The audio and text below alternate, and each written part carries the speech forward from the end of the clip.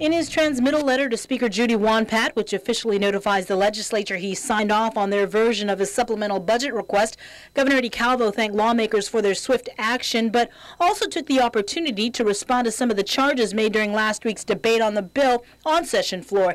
In his letter, he made a chart separating myth from fact. Myth, that there was not a threat of government agencies shutting down. Fact, the current year budget was short $6 million on payroll alone, and that major contractual obligations were not funded in the original law.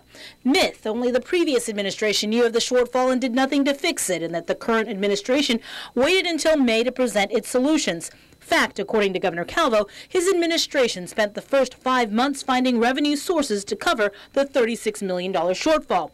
The governor also said, unfortunately, the legislature made no effort to fund the shortfall when it made 19 pages of amendments to the budget law on December 22nd last year. Quote, this was 6 months after the legislature was made aware of the cost of the health benefits contract. Myth, with a stroke of the pen, the governor took away the Hayes salary adjustments from GovGuam employees. Fact, the governor says the current budget did not provide adequate and realistic revenue sources to fund the raises. And with a negative cash balance of $10.5 million in December, the governor says there was no way the administration could continue with the unfunded mandate.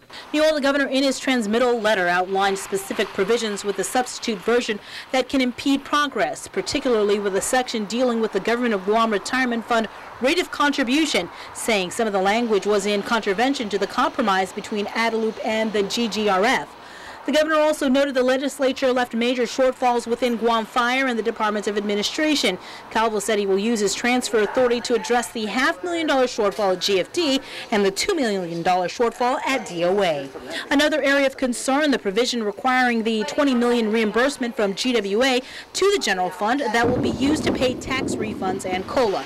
The governor wrote the legislature failed to consider the pending appeal from the Consolidated Commission on Utilities on the funding source. Overall, the governor says he's relieved the legislature passed the measure, and attention now must be turned to the biennial budget.